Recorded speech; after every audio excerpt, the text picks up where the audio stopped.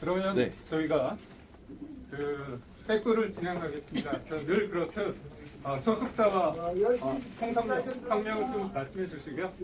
질문을 제 머릿속입니다. 스마트폰에서 무엇보다 개헌을 가장 앞세우셨는데 지금 이 시대에 왜 다른 것보다 개헌이 가장 중요하다고 생각하십니까? 저는 정치를 50년 정도 정부에서 근무를 하면서 정치가 어때야 국가가 발전하는가, 우리의 국정이 어떤 정치 체제여야 안정되는가 하는 것을 쭉 지켜보아온 사람 중에 하나입니다. 또 정치가 어떠했을 때 가장 우리나라가 편안하고 또 발전하고 지속 가능한 성장을 이루는 국민 민복이 이루어지는 것을 쭉 봐왔습니다. 그러나 최근에 여러 가지 우리 국민들이 어려운 일도 겪고 또 충격도 받으시고 하는 일들이 있었습니다. 국제적으로 보면 국제 질서가 완전히 재편되고 반세 전쟁이 일어나고 있습니다. 이제 과거의 그러한 산업 구조, 우리 국내적인 구조를 가지고는 더 이상 실행하기 어렵습니다. 국내적으로 보면은 정말 자기의 이익만 쫓고 또 편파적인 그러한 법률과 헌법의 활용이라고 할까요? 이런 문제들 때문에 우리 국가의 기본이, 공동체의 기본이 흔들리고 있다 이렇게 생각합니다. 많은 분들이 많은 말씀을 하고 계십니다만 우리가 국내적인 이러한 안정, 그리고 통합, 조화, 협치 이런 거를 이루지 못하면 우리나라의 미래는 없다. 저는 그러한 문제에 대해서 확신하게 됐습니다. 그리고 이 문제는 현재의 헌법 체제를 가지고는 불가능하다 이렇게 생각했습니다. 대통령과 국회가 충돌할 때 그것을 조정할 수 있는 기제가 거의 작동하지 않는다. 물론 자주 만나고 정기적으로 만나고 대화하고 하면 조금 나아질 겁니다. 저는 그렇게 해왔습니다. 그러나 그 성과는 별로 없었다. 왜냐하면 제도적으로 근본적인 결정을 가진 우리의 헌법 체제가 됐다 하는 그런 말씀 드리고요. 그렇다면 우리가 대외적으로 존경받고 사랑받는 나라, 국내적으로 국리민복에 기여할 수 있는 그러한 나라가 되려면 이제는 개헌이라는 그야말로 서로 자기의 이익을 위해서 싸우는 것이 아니고 또 자기의 편의를 위해서 탄핵을 하는 게 아니고 또 자기의 추구하는 바를 위해서 국무위원들을 직무정지시키는 게 아니고 수사검사를 직무정지시키는 게 아니고 그야말로 이러한 행정부와 대통령과 그리고 입법부가 충돌하지 않고 협치할 수 있는 이러한 우리의 근본적인 체제를 갖추지 않으면 우리나라의 미래는 없고 희망은 없고 우리의 젊은 세대에 대한 하나의 광명스러운 미래는 저는 없다는 결론에 도달했습니다. 그렇기 때문에 저희 최우선순위는 우리의 경제를 위해서도 개혁을 위해서도 민생을 위해서도 사회를 위해서도 전반적인 이러한 핵심적인 그러한 개헌이 필요하다 이렇게 생각하고 이제까지 여러분들이 그러한 개헌을 위해서 노력을 하고 계시고 또 국회의장님마다 그런 노력을 하셨습니다. 또 최근에는 헌정회가 이러한 문제를 정대철 위원장님의 리더십 하에 상당한 진전을 이루고 있습니다. 제가 대통령이 되면 대통령실에 바로 이러한 헌법 개정 지원 기구를 세워서 이분들의 노력을 적극적으로 뒷받침을 해서 3년 안에 개헌을 마치고 그리고 3년 뒤에 국회의원 선거와 그리고 대통령 선거가 같이 이루어지도록 그렇게 해야 되겠습니다. 이제까지 많은 정치인들이 이런 말씀은 하셨지만 아무도 실행하신 분은 없습니다. 왜냐하면 집권을 하면 생각이 달라지기 때문입니다. 저는 3년 이상을 하지 않겠습니다. 3년 안에 제가 말씀드리는 모든 것을 이룰 수 있다면 저는 그 안이라도 기꺼이 하야하고 우리의 새로운 세대가 우리나라를 좀 더 미래를 위해서 이끌어갈 수 있도록 그렇게 하겠습니다. 국민님 조용합니다라고 합니다. 죄송합니다. 한국 제 질문해 주십시오. 제가 지목한 부분에 대해서 통성명 아니 소속사와 이름을 밝혀주신 다음에 하나의 질문만 해주십시오. MBN 이지일 기자입니다. 총리님 출마하시는데 일각에서는 탄핵당한 정부의 총리가 출마하는 게 부적절하다, 명분이 없다 이런 지적이 나오는데 이거에 대해서 네, 탄핵을 초래한 이러한 그 탄핵에 있었을 때 우리 국민들의 충격과 그리고 정말 좌절, 어려움에 대해서 저도 여러 번 국회에서 죄송하다는 말씀을 드렸고 정말 통스럽다는 말씀을 계속 반복했습니다. 그러나 이제는 세상이 달라지고 있습니다. 우리의 미래를 우리가 제대로 된 제도 개혁과 제대로 된 리더십에 의해서 고치지 않으면 우리에게 미래가 없습니다.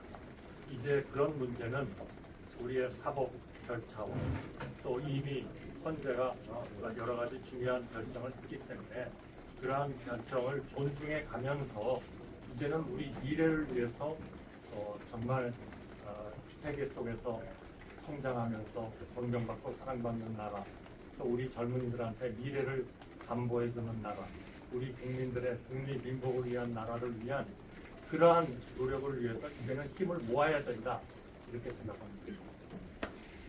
가운데 분 시사인의 전혜영 기자입니다. 총리님 비상계엄 선포에 반대했다고 하셨는데 정상적인 국무회의를 거치지 않은 계엄이라는 거 알고 계셨는데도 왜 공개적으로 이런 문제점을 바로 국민들에게 알리지 않으셨는지, 그러니까 계엄 해제를 위해서 어떤 노력을 하셨는지. 그거는 이미 우리 헌법재판소에서 국회가 제기한 탄핵 소추에 대한 결론을 냈습니다. 저는 그 문제에 대해서는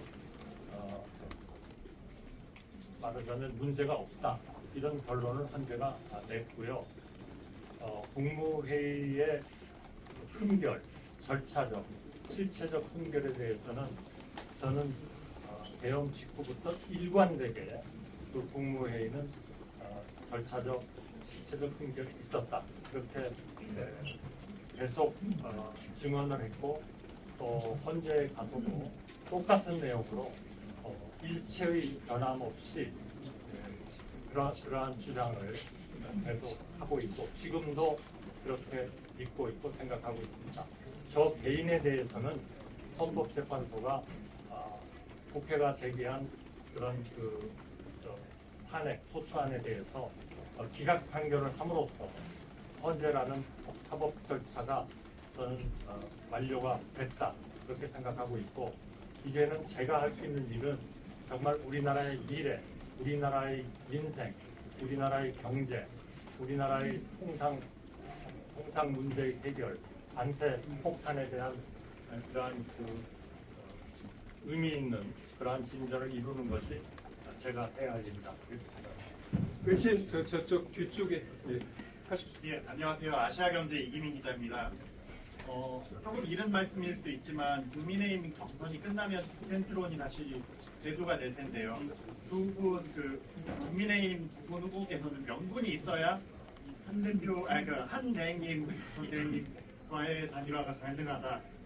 이렇게 후보로 내세울 수 있다 이러는데 다른 후보들과의 차별적인 한 전 총리님의 강점은 무엇이 있을까요?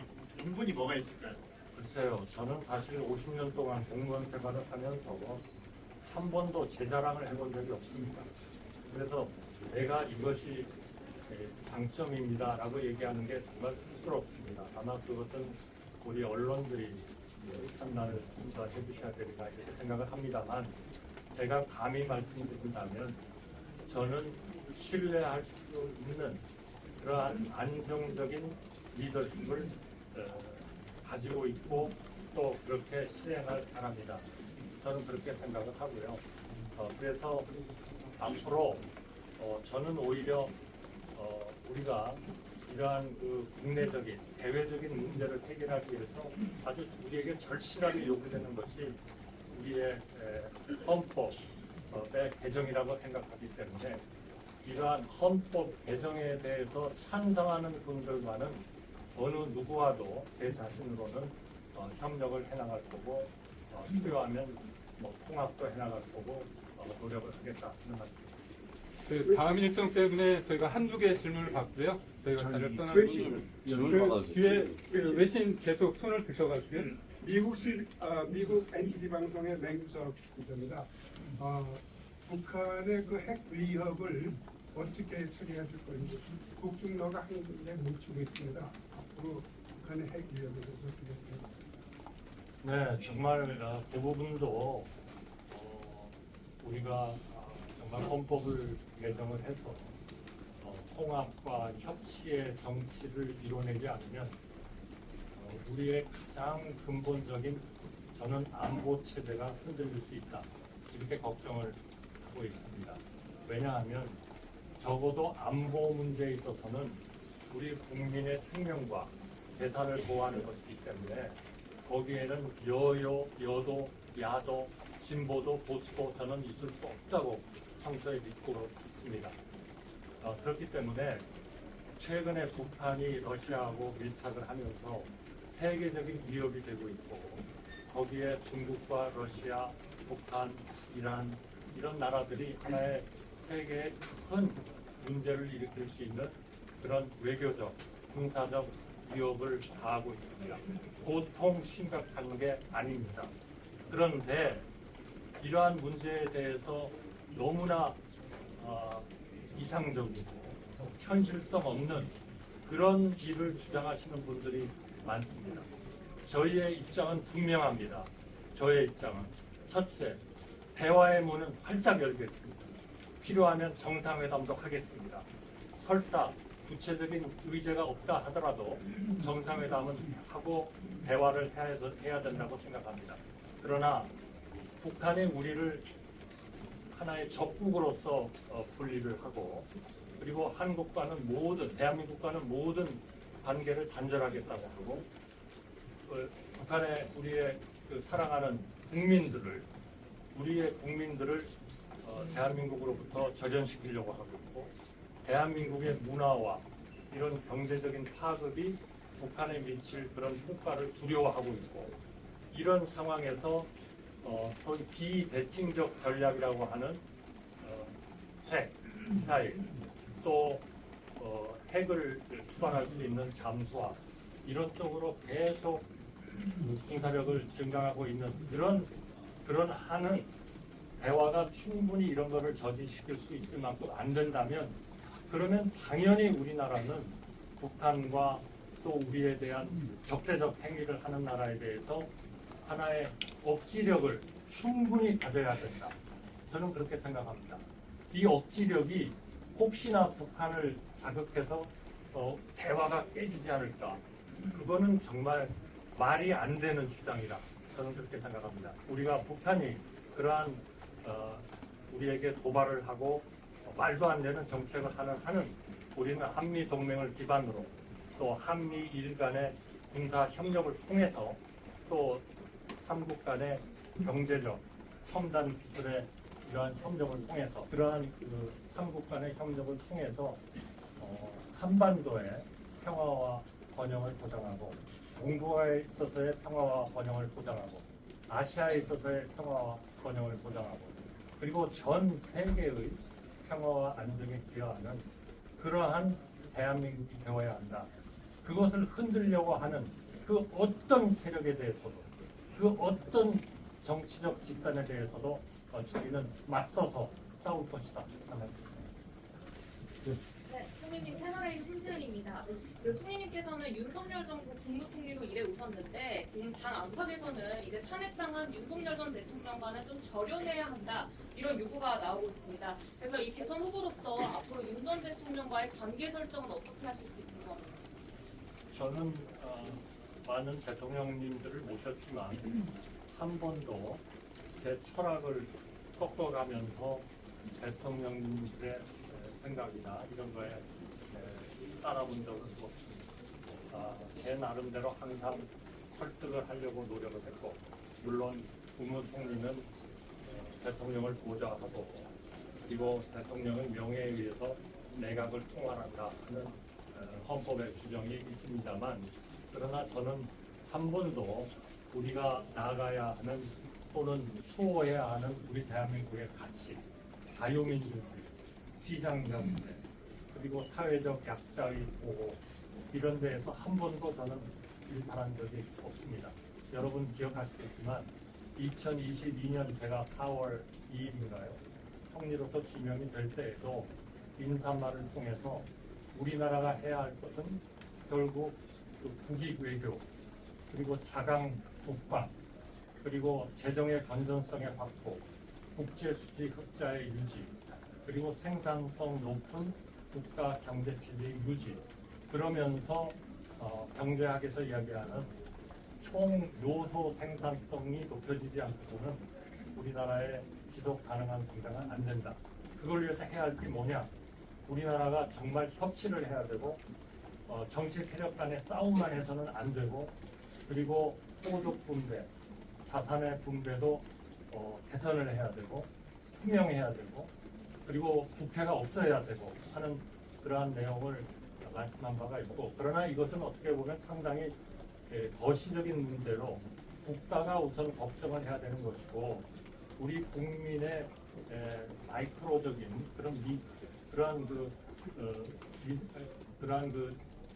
마이크로적인 행복을 위해서는 지금 이야기한 그런 것들은 국가가 많은 신경을 쓰지만 그거는 매일매일 우리 국민들의 생활에 중요한 사항은 아닙니다. 그래서 제가 제기한 거는 첫째로 좋은 일자리의 창출, 주택 수요의 충족, 교육의 개선, 그리고 의료, 그리고 우리 국민들을 위해서 아주 부자로는 살지 못할지 모르지만 은퇴했을 때 적절한 연금 제도를 통해서 우리가 그분들을 사회적으로 뒷받침해야 된다는 연금 제도의 개혁. 그래서 그동안에 우리가 노동개혁, 교육개혁은 우리가 성장을 더 하기 위한 하나의 그러한 항목으로서, 또 연금개혁은 우리 국민들이 은퇴했을 때 좀 더 인간다운 생활을 할 수 있는 그런 재정적 뒷받침을 지원해주는 하나의 도구로서 우리가 어렵지만 개혁을 해야 된다 이렇게 생각을 했고, 앞으로도 그러한 노동 문제, 교육 문제, 그리고 연금 문제, 의료 문제 이런 데에 대해서 많은 개혁을 해야 됩니다.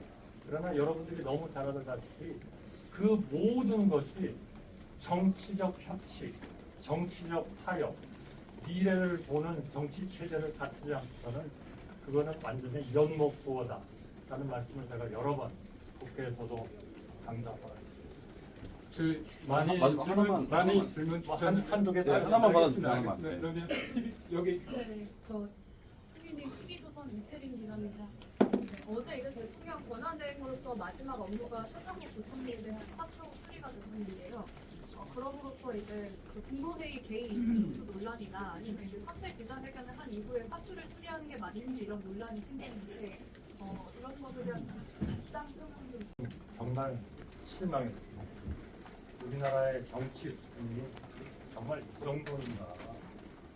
제가 이러한 우리나라의 미래를 위해서, 경제를 위해서, 또 성장의 회복을 위해서, 정말 우리 대의를 위해서 이런 쪽에 고민을 하고 있다는 것은 상당한 시간 동안 아마 언론에도 보도되고 했습니다. 그래서 어제 제가 그 발표를 했는데, 저는 어떤 이유인지 이해를 못하겠습니다. 왜 민주당이 지금 2+2 회의에서 관세 협상의 주력 부대로서 활동하고 있는 최상목 대행을 왜 그리 갑자기 몇 시간 동안에 결정을 해가지고 탄핵을 해야 된다고 하는지, 저는 정말 우리나라의 정치의 현실, 여기에 대해서 정말 양해 말씀드리겠습니다. 다음 일정 때문에요. 오늘 첫 자리입니다. 앞으로도 이런 소통의 자리 많이 저희가 마련하겠습니다. 오늘은 여기에서 백부를 마치겠습니다.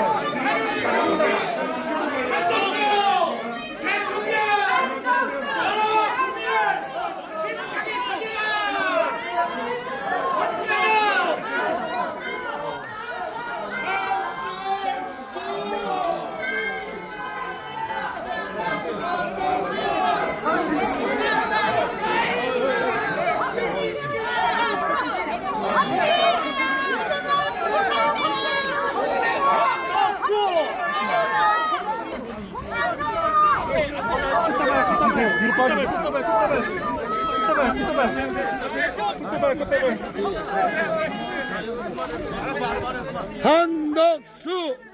한덕수! 한덕수! 한덕수! 잠시만요. 천천히 가겠습니다. 한덕수! 확실해!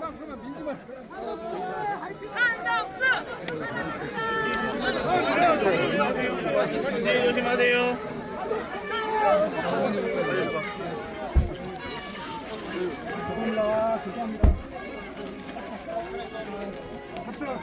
화이팅 하시죠! 확실해!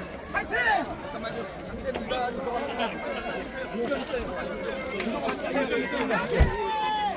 화이팅!